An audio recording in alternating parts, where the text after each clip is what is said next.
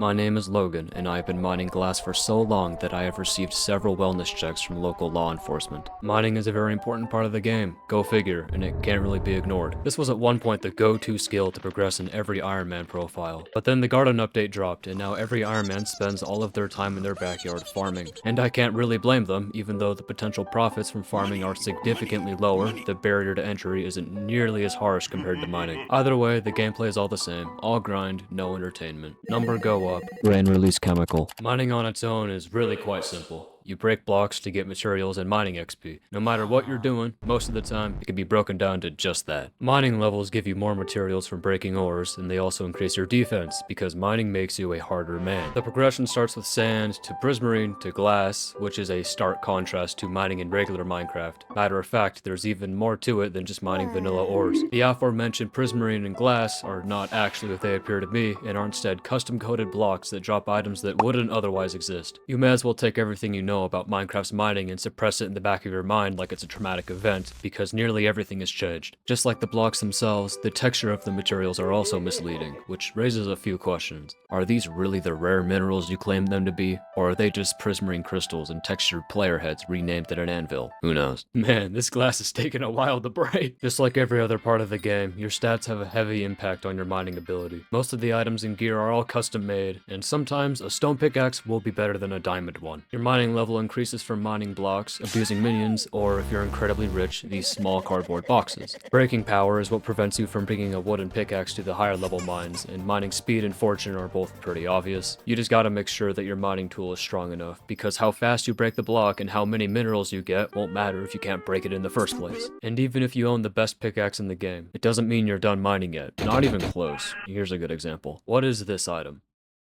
Trick question, it could be any of these, and nobody would ever know. In this case, it's a drill, but man are they an improvement from pickaxes. Drills mine blocks faster, increase mineral yield, allow attachments to be added, and they cost too much. There's a long list of things you can do to these tools that'll improve their performance, but it's just like makeup on women.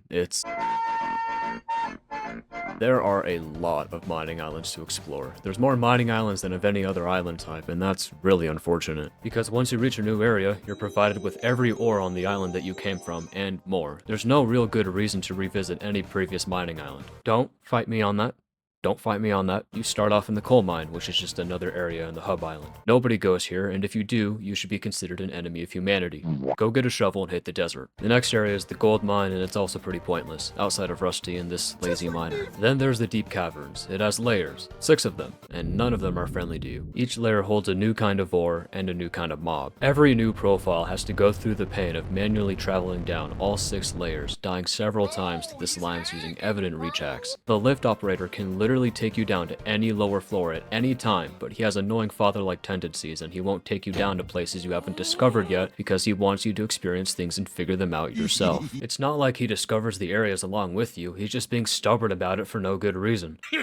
Once you reach the bottom layer, you can talk to this shady old man to unlock the next mining area. Even though we already have access to things like diamonds and obsidian, there's still more. This is the Dwarven Mines, and it's the first mining area that actually matters. You'll have to start looking at your stats now, as they really start to make a difference. Upon entering for the first time, you unlock the Heart of the Mountain. It's just a generic MMORPG skill tree that's home to various mining upgrades, and never actually has anything to do with hearts or mountains. The perks can increase your base mining stats, as well as give you cool little abilities. Honestly, there's so many that I'll leave it to the wiki. Be careful to not accidentally unlock a perk you don't want, because that small mistake will set you back a clean 100,000 coins. To some, that's chump change, but to others it may warrant the liquidation of all of their belongings. You build up your Heart of the Mountain by completing quests that the king NPCs give you.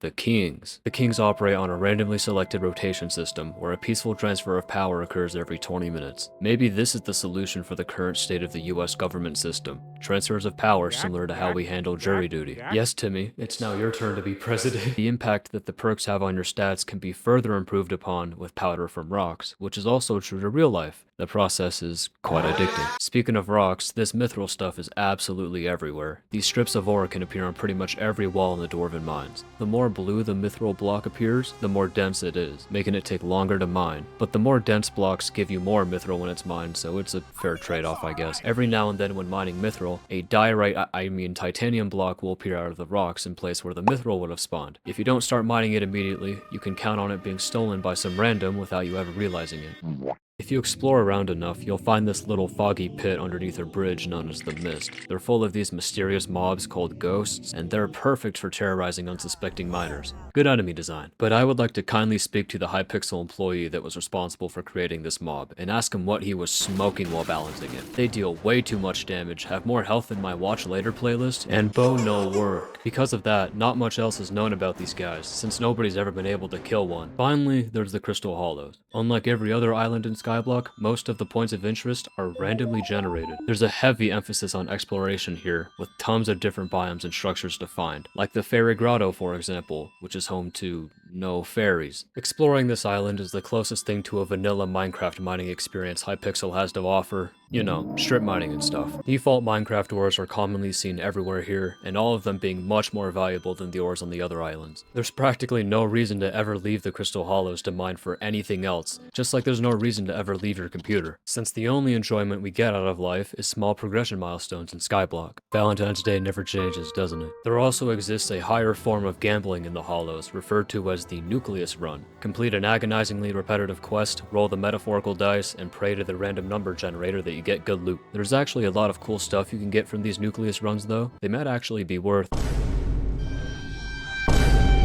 So yeah, have fun only getting precious pearls and recall potions. Alright, let's actually put mining in a nutshell, just like I said I would in the title. Mining level 12 is required to reach the Dwarven Mines, and digging up sand is by far the fastest way to get there. A pickaxe isn't even needed until the second to last mining island. Kinda crazy that this method still exists, but don't snitch. We can't risk having the developers confiscate this privilege. Go on and give this guy 10 enchanted redstone, lapis, and coal, and you'll be well on your way to meet some dwarves. Welcome to the Dwarven Mines. The next few hours of your mining progression are going to be entirely quest-based. Per usual, your right to have a choice in life is nothing more than an illusion. Like everything in this game, the quests aren't hard, just time-consuming. Complete as many commissions as it takes to reach Heart of the Mountain Tier 3, then move on to the Crystal Hollows. Here we are. This is where it gets ridiculous regarding the grinding required to progress. There's so much to do, you'd have to visit the place yourself for the full experience. If you're smart, which I know you are, you would have searched online for an in-depth mining progression guide to help you out. Yeah, even more Skyblock content you need to consume. You could also binge watch all of my videos too. It won't help you figure out the Crystal Hollows, but it sure as hell will help my channel in the YouTube algorithm. I guess other than maxing out all your mining stats and getting all the best gear, there's not much else to.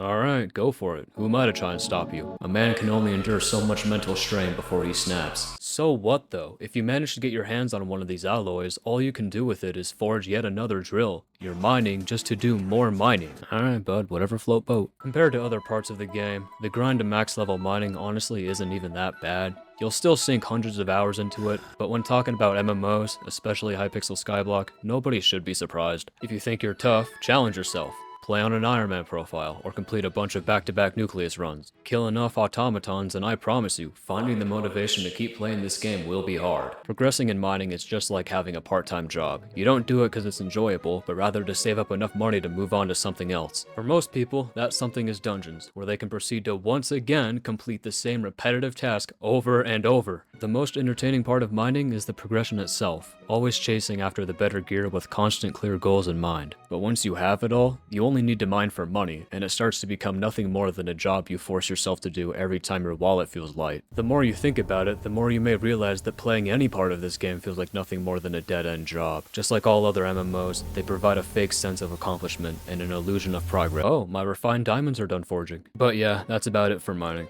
I don't have anything else to say, this writer's block is hitting me hard. Like the video and comment your total playtime so I can feel better about myself, and if you're too lazy to do that, just slam random keys on your keyboard for algorithm fodder. Just comment something. My goodness, I'm literally in creative!